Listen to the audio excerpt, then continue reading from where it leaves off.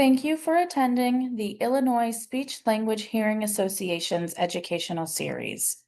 This session is titled the Illinois Speech Language Pathology Guide, Eligibility and Workload Analysis, and is presented by Karen Cochler. She has been a licensed speech language pathologist and elementary education teacher for almost 30 years.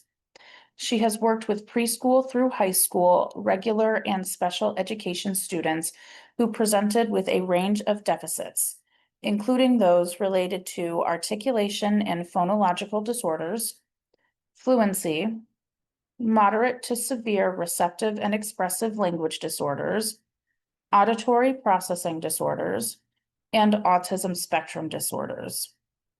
She continues to be connected with the school setting through consultations and private practice. She is a fellow of the Illinois Speech Language Hearing Association, recipient of the 2025 Exemplary Practice Award, former vice president for professional services, former co-chair of the School Affairs Committee within that division, and a member of the School Affairs, Legs and Regs, and Billing and Reimbursement Committees.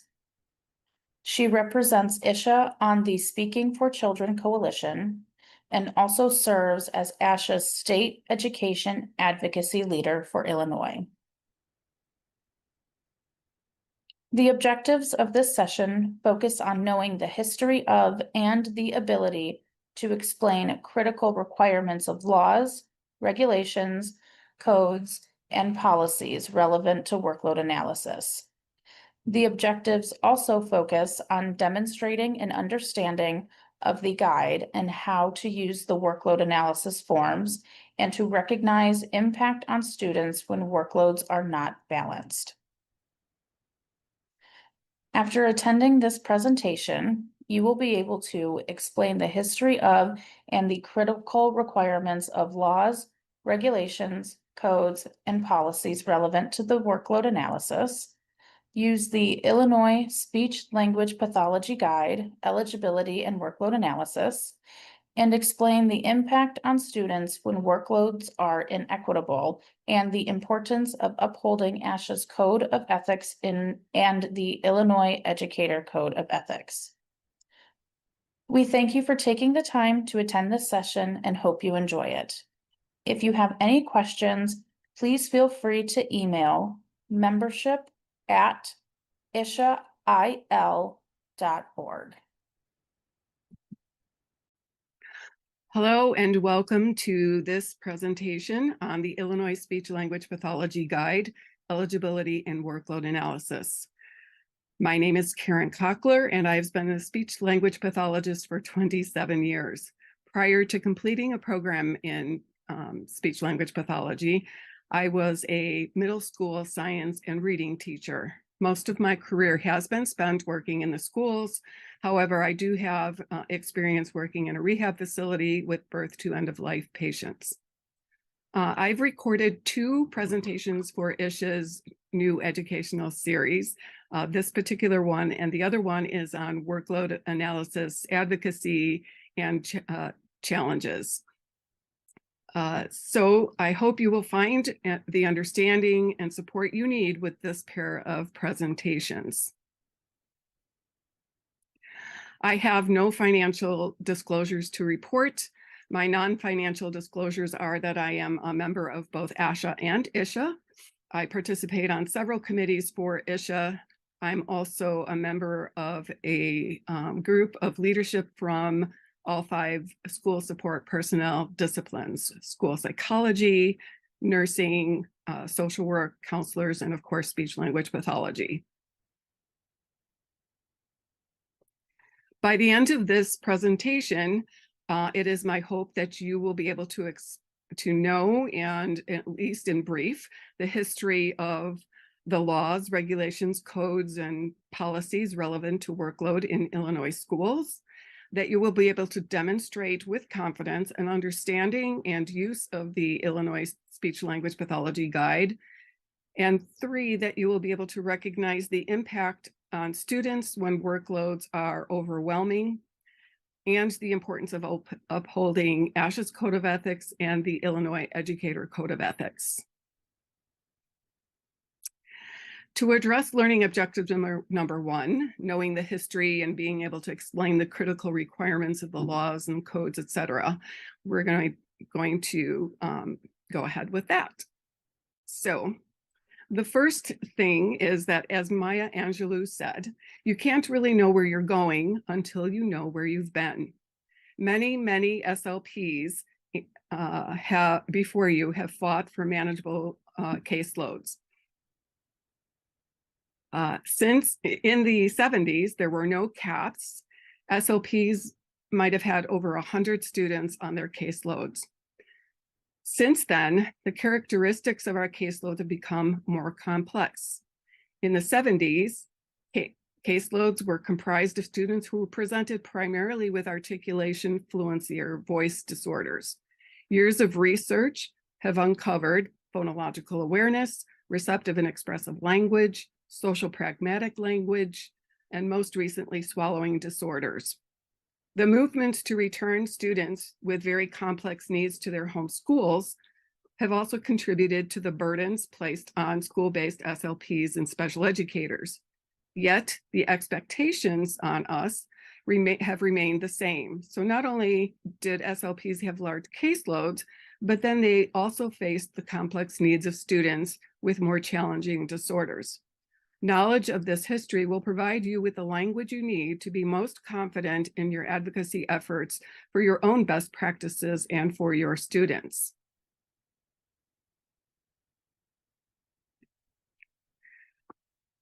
So let's take a little trip down memory lane, it's at least for those of us who've been practicing for a while. So in 1910, Chicago Public Schools Superintendent Ella Flagg Young hired 10 teachers who were recent graduates of the Department of Expression at the Chicago Teachers College to work as speech teachers in the school district. These were the first recorded speech teachers to be hired by a school district for this purpose. In 1966, all states in the United States have mandated speech services in their elementary schools, something that most of us current SLPs often take for granted. In the 70s, 80s, and 90s, there were no caseload caps for SLPs. Many reported providing services to more than 100 students. In 1975, which happens to be the year that I was married, little trivia for you, IEPs were first introduced into school systems when the right of students with disabilities to attend public schools were legally recognized under the Education for All Handicapped Children Act in 1975. Prior to the act, many students with disabilities were not even allowed to attend school at all. And before September of 2003, SLP caseloads could not exceed 80 students. After September of 2003, caseloads could not exceed 60 students. So before the late 80s and early 90s, no manual or guide was in existence to help administrators and SLPs determine appropriate caseloads. As I just mentioned, SLP caseloads typically exceeded 100 students. So in 1993, ISBE published this technical manual for SLPs. It was actually written by Jody Fleck, who was an SLP and worked at ISBE until this past January.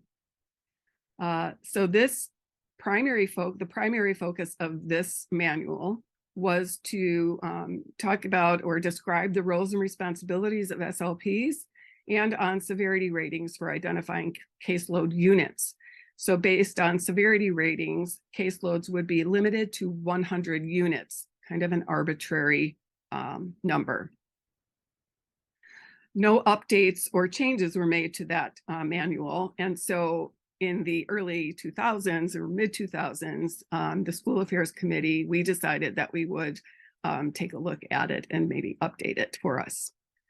But in 2002, ISHA published a position statement describing the needs and benefits of basing caseloads on the specific activities it took to fulfill the requirements of the IEPs served by school-based SLPs. In other words, the work it took to provide a free and appropriate public education to students with special needs. So while developing its policy statement and guidelines with regards to workload, ISHA created this diagram to show that what we contribute to school setting can be categorized into 4 major areas. The first one is direct services to students, and that quadrant is outlined in red for you. The second area would be all the indirect activities which is identified with all the blue outline areas.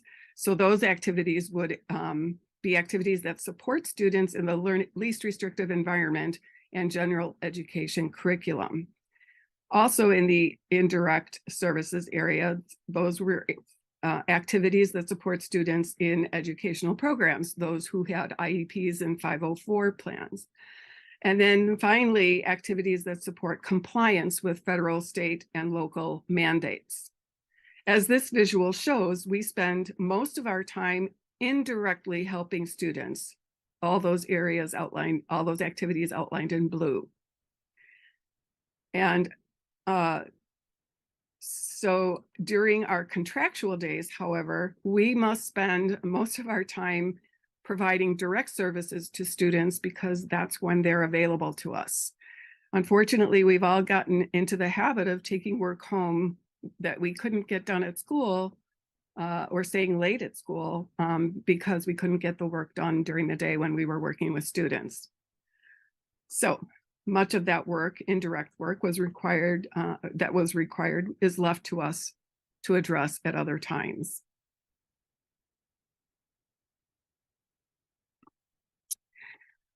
These are the early documents that were distributed to all Illinois school districts by ISBE in 2008 and 2009. The item on the left of the screen is actually a PowerPoint that was adapted by ISBE from a presentation created by the Illinois Alliance of Administrators of Special Education. So actually, some of the original plan for utilizing workload analysis came from the ISSE group. The document on the right is an overview by ISBE of what they expect workload plans to include and should be used for additional guidance. I encourage you all to review these documents carefully because they have language and supports for you in your efforts and in your establishment of a workload plan. This is actually a slide number 55 that comes from the PowerPoint from ISSE and ISBE. Many SLPs tell me that their district administrators have told them that they do not have to have a workload plan or they don't have to use one because it's not a mandate or monitored. But as you can see, the very first bullet point on here says that you must have one. I'm not going to go through each one of these. You can read them on your own. I will highlight the last bullet point as well. The bullet point says that your plan must address at least the four activities listed in the state rules or in the code: the individualized instruction, consultative services, attendance at IEP meetings and other staff conferences, paperwork, and reporting.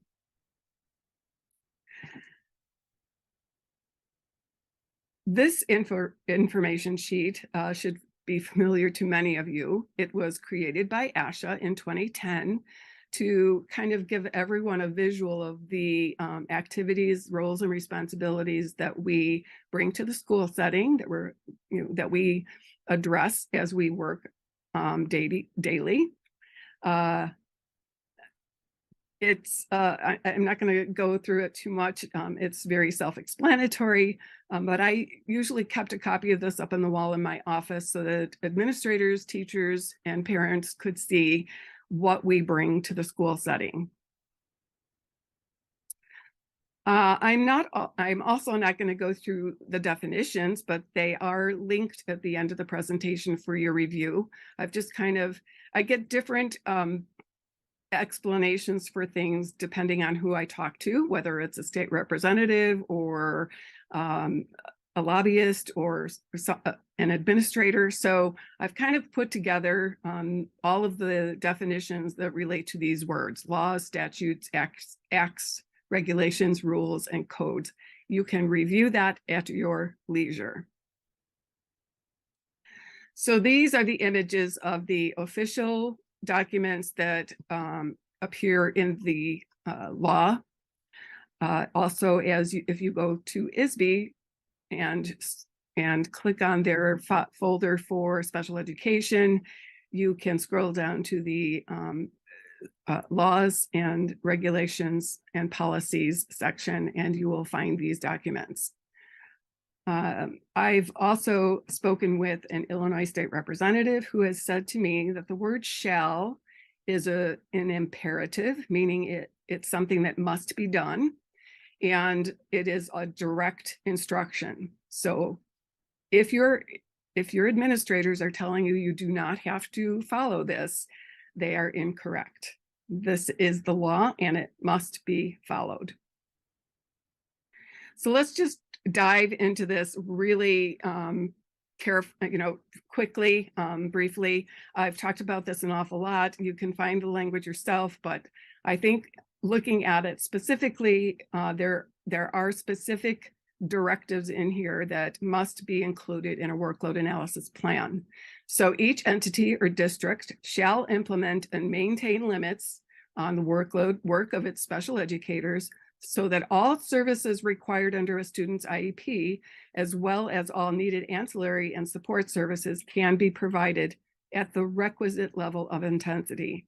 And the only people to decide those things are the people who make up each student's IEP team. So Part A of the code states that workload limits shall be developed with the entity's affected employees, which include SLPs, and where there's an exclusive representative, which means a union representative or union, must be done in accordance with the Educational Labor Relations Act, which you can read on your own. And that they're tasked with making sure that the workload analysis plan is in place and used in timely implementation by the start of the school year. So Part B of the code says that workload limits shall be based on an analysis of the activities, and these are the 4 activities that were listed on the PowerPoint, and shall encompass, but need not be limited to, direct individual instruction, which means all those IEP requirements related to direct services for each student on your caseload, and the indirect services for preparing for those direct services. So if you have to prepare materials, that's all part of what is direct services. Consultative services, other collaboration among staff members, attendance at IEP meetings and other staff conferences, paperwork and reporting, those are considered all of the indirect services that you must include in a workload analysis plan. I'm going to say it probably several times, but number 1, your direct services are typically the things that we document on an IEP. But the activities of numbers 2 to 4 also should be totaled up. The time it takes to do all of those things should be totaled up, and indirect services, the amount of time for those things should also be included in the IEP for each student. Now, those numbers are going to differ for each student, but if you document them in your IEP, they have to be provided. Because the IEP is a legal document. And so Part C is the most misunderstood and probably misused and causes abuse to us, I would say. It's the part where most administrators seem to neglect the first part of it, and even the first part of the code, parts A and B. And they go right to the last statement that says your caseload cannot be more than 60 students.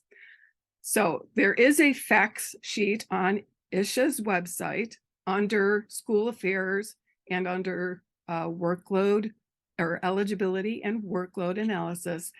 The facts sheet is from ISB. It's questions that I presented to the special ed department at ISB, and I have those answers in writing from ISB. So there is no question that the first part of the code is supposed to be applied to us as well. And then at no time should we have more than 60 students. So, and I would hope that if you're applying workload analysis, you would not ever be near 60 students. So before I go on, I just wanted to share some, this is from a result or a resource that I use when I gather information. And this is from the 2022 schools survey. I just want to highlight a few of these because I think it helps us to be fair in what we look at as well. So from the 2022 schools survey, 78% of the clinical service providers use a caseload approach to determine the number of students. So now if you remember, I believe ISHA's workload language and calculator came out, well, the workload language might have come out earlier, but the calculator, I believe, was introduced in 2014, somewhere about there. And this is the survey in 2022. So how many years later are we still not using workload approach? So that's a thought. 55% of the SLPs responding to the survey say they work on MTSS and RTI. Clinical service providers spent an average of 22 hours weekly in direct intervention. So that's another number that you're going to want to pay attention to when you're looking at your own workload. 12% of the SLPs used, only 12% of the SLPs responding had used the ISHA workload calculator. 79% of the respondents said they would need to make up a session anytime they missed one for any reason. And I won't go into that now, but that goes against the intent of IDEA. OSEP doesn't even have any numbers related to what you should do. Their general comment is that whether or not minutes are made up depend on what the IE team feels that either the student regressed significantly or that FAPE was denied that student. So it's an individual case-by-case determination. SLPs should never have to make up all minutes regardless. Also from the 2022 survey, here are some numbers that might help you when you're talking about what might be fair in terms of how you determine your average time for activities for each of your teams. So 22.2 hours were spent in direct intervention, 5.8 hours on documentation, almost 4 hours on diagnostics, almost 2 hours on collaborative consultations, about an hour on tech support, almost an hour on supervision, and a little over 2 hours on other duties as assigned. So I'll talk a little bit more about that when we talk about how teams would benefit from averaging out the amount of time it takes to complete certain tasks. So one of the things that I did to find out more about workload analysis throughout the state of Illinois was I conducted 2 surveys last August and September. And the first question was about demographics. Where do you, in what part of the state do you work? And so question number 2 for both the administrators and SLPs was, do you use workload analysis in your district? And for the administrators, they said 50% do use and 50% do not use. And for the SLPs, they were 28% said that they do use it and 72% said they do not use it. I did a further look at the answers to number 3 for the administrators, which was, if you use a workload analysis, describe it. And based on the descriptions that the administrators provided, I would say that the answer to number 2 should be more like 20% do use workload analysis and 80% do not, which, are very close to the results for number 2 for the responses from SLPs. So that's just an interesting piece of information. All right, so let's jump into the workload analysis portion, or the guide itself. I'm going to spend a little bit of time talking about the eligibility section, and then most of the time talking about workload analysis.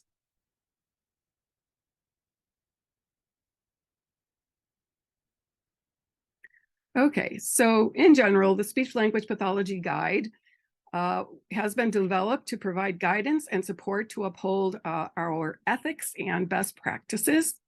Section 1 of the guide provides descriptions about typical developmental expectations and what may be considered atypical. And it provides guidance for determining eligibility and direct service minutes using current practices and clinical judgment. Section 2 of the guide has been designed to simplify the process of analyzing work required by individual student IEPs, while also considering all responsibilities and duties expected for each of you in your districts. Section 2 is based on the requirements of workload analysis as described by ISBE in the Illinois Administrative Code, section 226.735. It uses a district's contractual time, so real time, plan time, and lunch time, your district duties and responsibilities. It calculates direct and indirect IEP services in minutes per week or month, and these should be documented as totals, as I've mentioned before, on student IEPs. So total, how many minutes are you going to provide direct services for this student, and then how many minutes would be considered indirect services. It also, section 2 also calculates full-time equivalent per SLP based on the total workload and actual time. So a lot of administrators like to base things on full-time equivalent. This calculates it for you, for them. It also calculates student and SLP forms are completed at least annually. That's my suggestion. Or it might have to be redone if a student's IEP changes drastically. So I suggest either at eligibility or annual review time, and that for the student pages, workload pages, and then for the SLP summary page, I suggest doing it, having them completed by mid-January of every year, so that you collect data from mid-January all the way through to the end of December the following year. So you kind of have the second half of the first part of the year and then the first half of the second part of the year. I don't know if that's making sense, but by mid-January, you would have about a year's worth of data in terms of your workload. And then those can be collected if you have a team of SLPs, you would collect them, and those would help you determine what your staffing needs are going to be for the following year. Okay. All right. So as always, decisions about services should be based on specific student needs and determined with members of student IEP teams for the purpose of ensuring FAPE for each student. Using the guide promotes consistency for determining services using formal and informal assessments, clinical judgment, and evidence-based practices for service provision and time needed to complete specific tasks. Consistency between SLPs within a district can be achieved by team consensus for determining an average amount of time or typical amount of time it takes to complete specific tasks.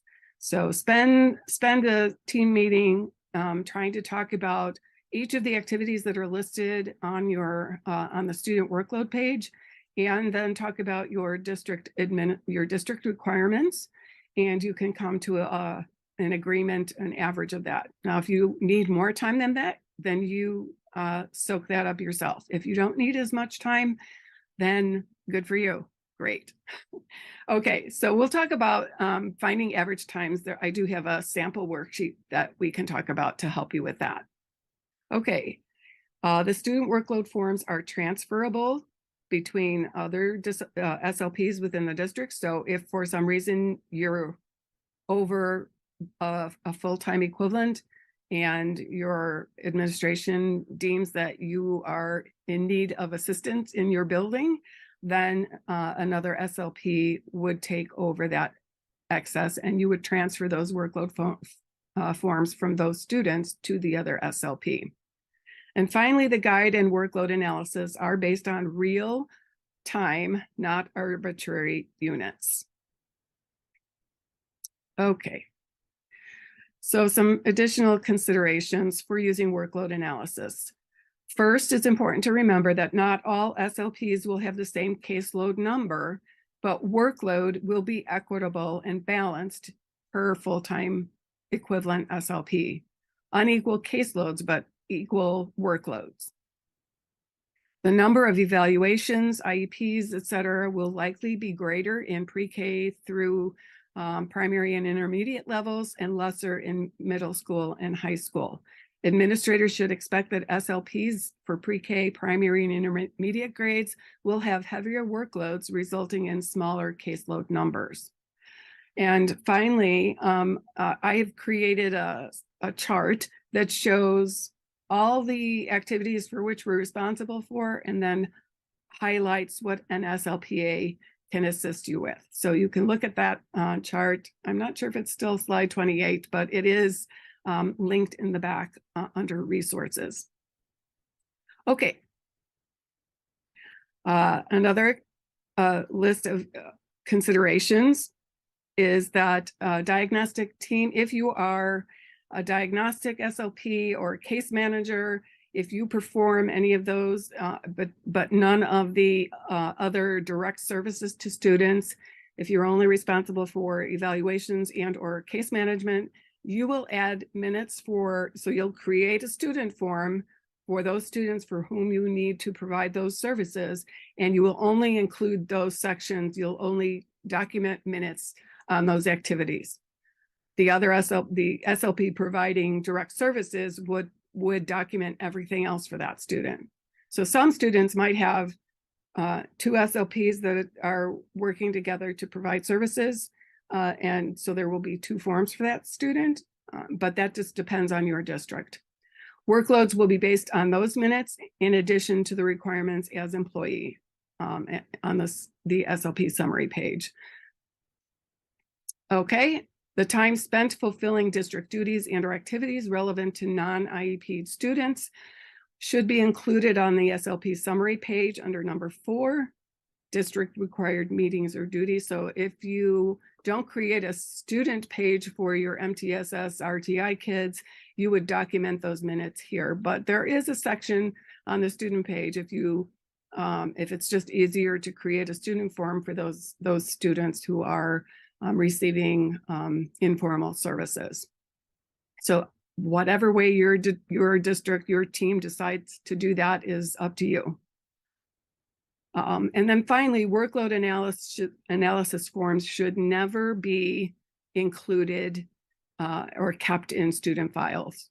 Okay.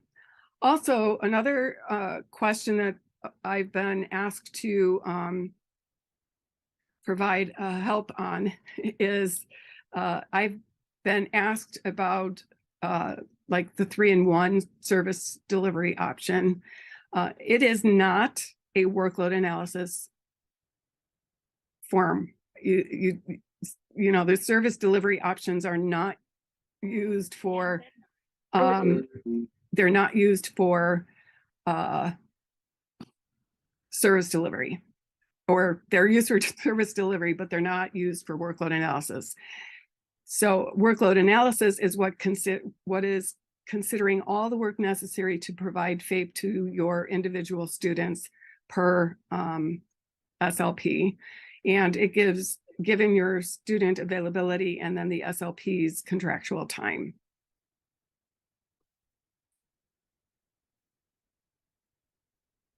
Okay, I want to scoot on. All right, so we're going to jump right into the guide right now.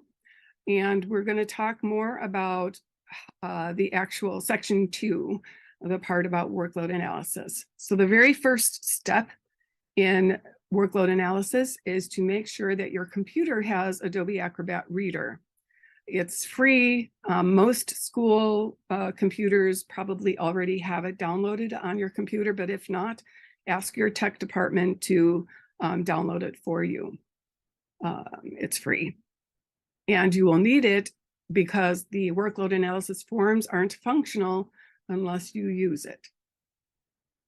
Secondly, you are going to go to ISHA's website. So I've shown you it's ishail.org.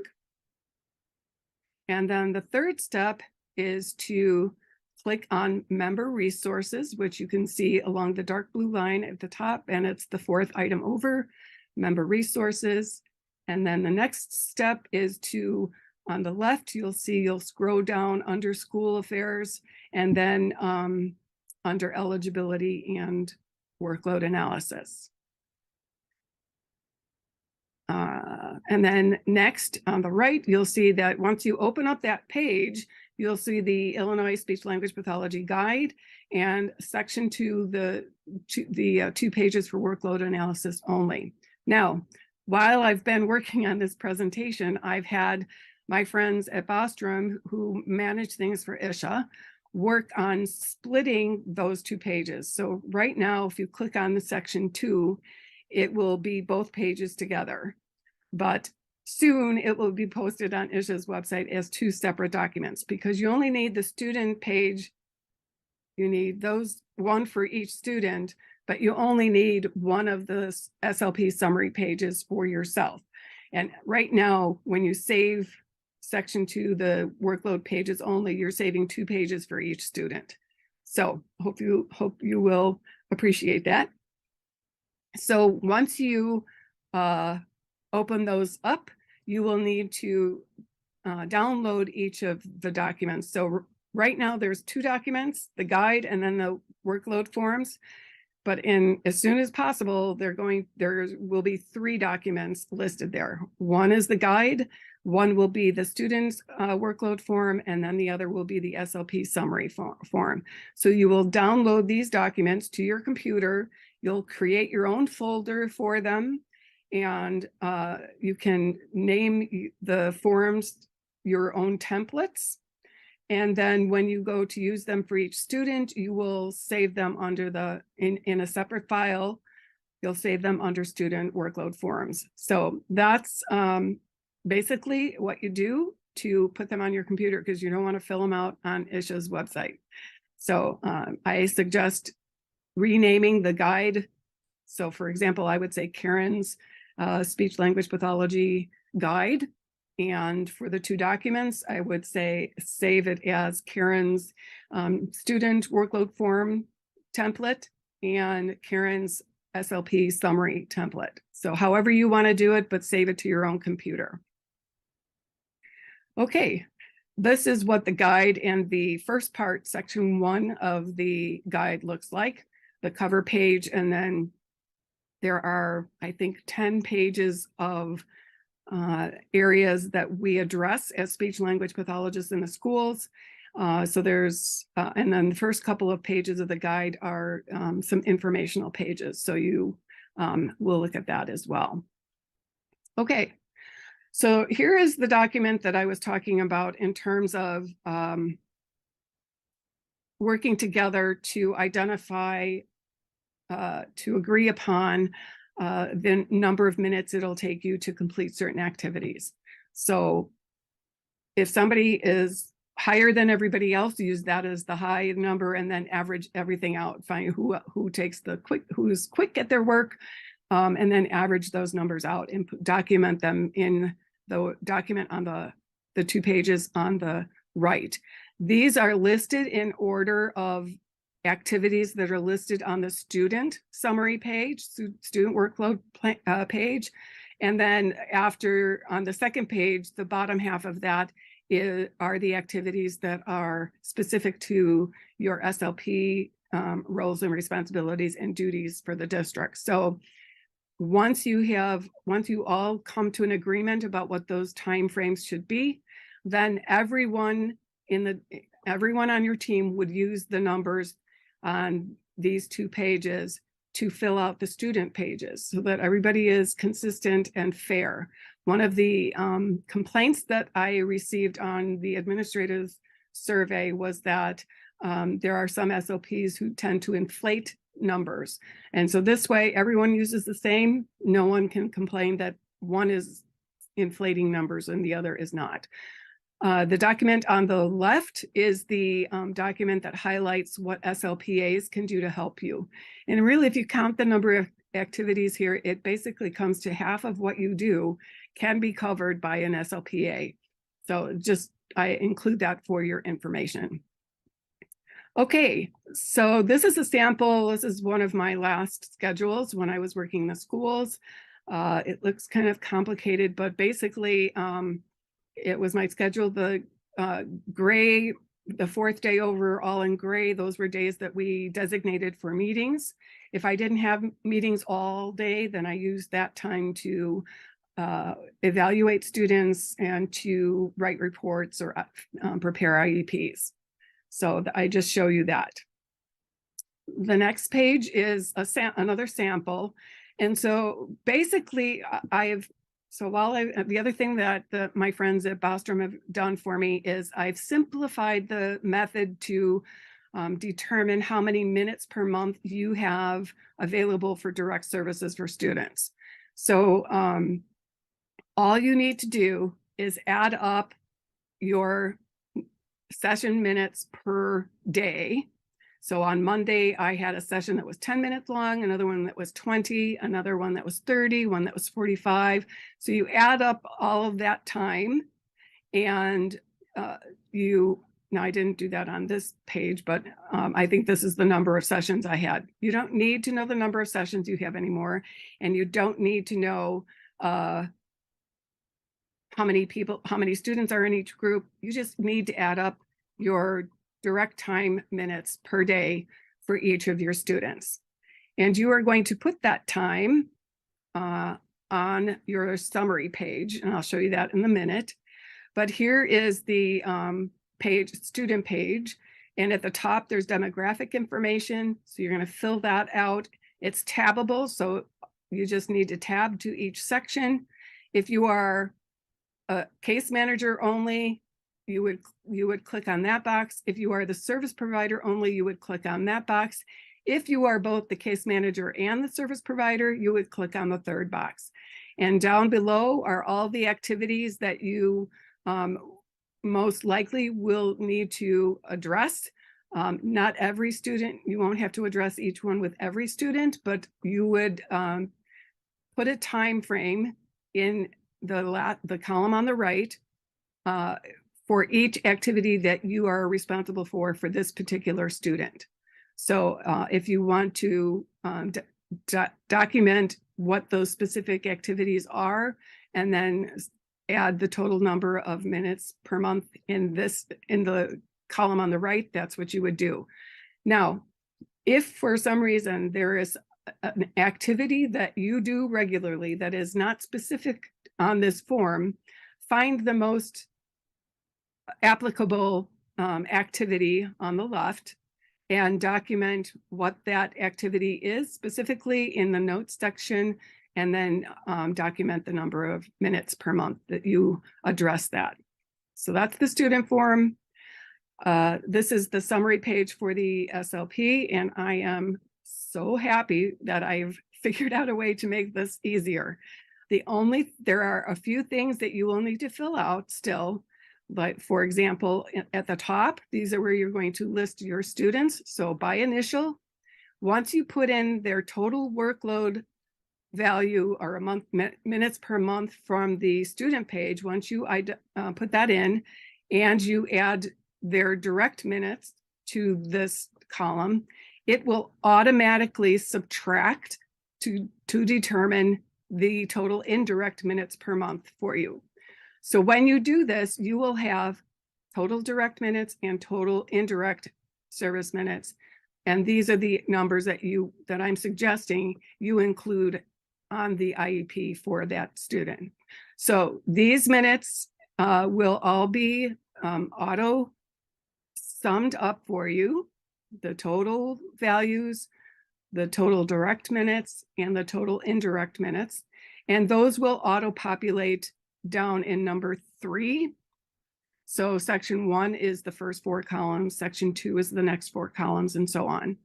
So all you need to do, number 1, is add your total session minutes per day here, and it will auto sum your total session minutes per week, and it will auto populate over on number 2, and then it will multiply by by 4 for the month and give you the total available direct session minutes per month here.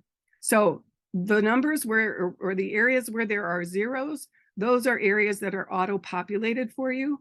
The only areas you need to put in, because it's specific to your district, are the sections, the boxes, the fields that are not numbered, that don't have a number. They will you will add them in yourself, and then the calculations will be done automatically. So I think I have some examples. So here's an example. This student, he has 343 minutes per month. Another student, he has 306 or 358 minutes per month. Another student, I just was making these up, has 617 minutes per month. So this is a SLP summary form based on an actual SLP caseload. So all the numbers there are added, and all the students' numbers are here, and it auto-populated, auto-calculated each of the indirect minutes, and then put those numbers down below. I added by hand, manually, the number of minutes per day she had for sessions, for direct sessions, and the rest of this, and then for plan time, lunch time, supervision time, and district meetings time. So those are the numbers that you're gonna put in, and it'll auto-calculate. So this particular SLP, her caseload, her workload was 1.34 full-time equivalents. She was over a full-time equivalent by 0.34. So this employee is an employee of the district, not a contracted staff member. The CBA required that they worked 9,300 minutes per month based on their workday. Plan time came to 1,200 minutes per month. Lunch times came to 800 minutes per month. So this is just a different way of looking at it. Okay, so based on the CBA and the other times that were contractual, this person had 6,100 minutes per month remaining for direct and indirect workload responsibilities. So when you take that information, so 6,100, so 6,240 minutes per month were for her direct services, and 2,914 were for indirect services. So this SLP was working 3,054 minutes per month over the 9,300 minutes for her contract. So if you, for example, have 3 SLPs in the same category, in the same situation, each of those would represent about a third of the caseload is putting her over her contractual time. So 3 of those would be 3/3. So you'd have 1 additional full-time staff member that you'd need to cover that for those 3 SLPs, if that makes any sense. Okay, I'm going to go through the next section. I mean, hopefully this all made sense to you, that it's pretty easy to enter the information, and this is all based on real time and real information that you collect together as a team and individually. So I just want to talk about a little bit about the recognizing the impact on students when workloads are inequitable and the importance of upholding our codes of ethics. When workloads are overwhelming and uneven, the impact on students is significant. Larger groups mean fewer opportunities for students to respond, practice new skills, and interact with others. Students may progress more slowly because they aren't given as many opportunities. Ineffective or non-existent planning or preparation time for groups may result in less effective interventions. So that part of your direct time is what you need to develop specific things for your specific students. And then students may miss sessions because the SLP is required to attend meetings or complete evaluations for other students. So those missed sessions may or may not impact the other students, but if you had a more balanced workload, more equitable workload, you would not be missing those sessions because those times for meetings would be embedded in your workload. Okay, so the ISHA Code of Ethics specifically says that we're cognizant of the fact that we're professionals and that the Code of Ethics establishes expectations and principles of duty, accountability, fairness, and responsibility. The code is also to protect the reputation and the integrity of our professions. Specifically for the ISHA Code of Ethics, you should look at ethics, a principle of ethics number 2, part F, which establishes, let me find my notes on this. Okay, so part F says individuals in administrative or supervisory roles. So if you're a team leader, you shall not require or permit the professional staff, your professional staff, to provide services or conduct clinical activities that compromise the staff member's independent and objective professional judgment. So if because of overwhelming workloads, your staff members can't practice at the top of their licenses, then you are not upholding part F of a principle of ethics number 2 for ISHA. Principle of Ethics 4, in particular, Section R says that individuals shall comply with local, state, and federal laws and regulations applicable to professional practice. So again, this is stating that based on our ethics, we are supposed to be upholding what the code is saying that we need to do in terms of workload analysis. So the next area is the Illinois Educator Code of Ethics, and it basically says the same thing. We're supposed to be responsible to ourselves and to our students, and we are supposed to uphold the local policies, rules, or the federal, state, and local policies, rules, regulations, and collective bargaining agreements. So there you have it in both codes of ethics. You don't want to risk violating any of those, and that can be part of your language to your administrators, is that you want to uphold your codes of ethics, and they are bound by those things as well. Okay, Sarah Hilton posted this on Facebook earlier in the year, and I just thought it was really good. Caseload takes the individual out of IEP. This runs the risk of not providing FAPE in the LRE. And workload analysis maintains the individual in IEP and ensures provision of FAPE in the LRE. So thank you, Sarah. I'm not sure if you're the original person who wrote that or said that, but I thank you for posting it and sharing it. The next few pages are a list of all of the references and resources I pulled together when putting together this presentation. So there's a couple pages for that. And here is my contact information. If you have any other questions or you need permission to open up any of the documents that are saved in Google, please just shoot me a quick email and I am happy to give you permission for that. In addition to myself, if you have any other questions, you can check with Diane Barnes-McGuire or Linnea, and they are the school affairs co-chairs at this time. So you are welcome to reach out to either of them for any other information that you might need. We've come to the conclusion of this presentation, realizing that this is not an interactive platform. I'm happy to answer any questions or provide support. So just please send me an email. Thank you for taking the time to listen and to learn how you can help yourself, your colleagues in your district, and your students and families that you serve. I wish you much luck in your advocacy efforts and in establishing a workload analysis process. Thank you. Hello, thank you so much for your participation in ISHA's 2023 Virtual Educational Series. We hope you enjoyed the course and gained valuable knowledge that you can use in your career and your future.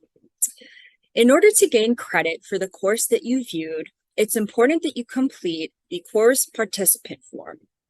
This form can be found on the confirmation email you received upon registering for the program.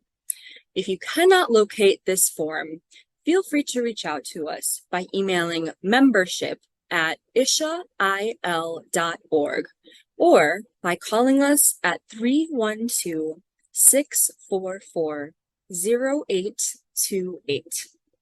Now, to ensure that you fill out the participant form correctly and gain credit for the course that you viewed, I'm going to give a brief walkthrough on how you can submit the participant form.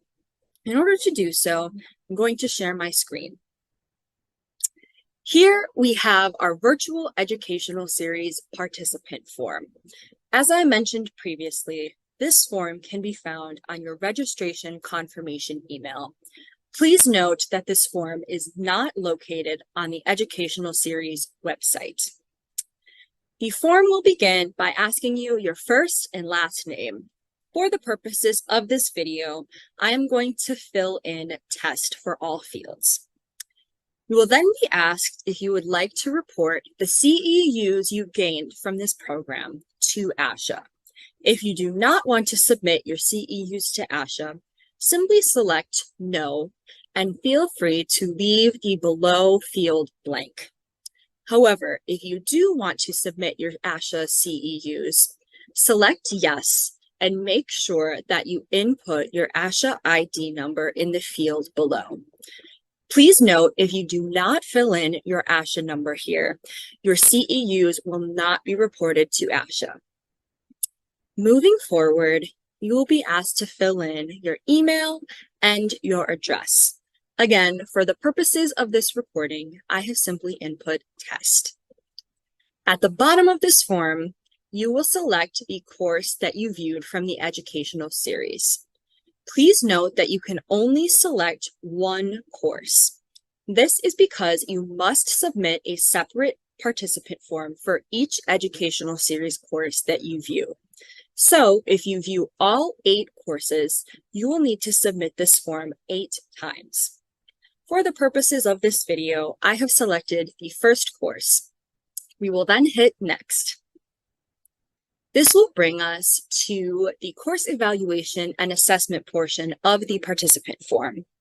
You will first be asked to rank various aspects of the educational series course that you viewed, with 1 being unsatisfactory and 5 being excellent.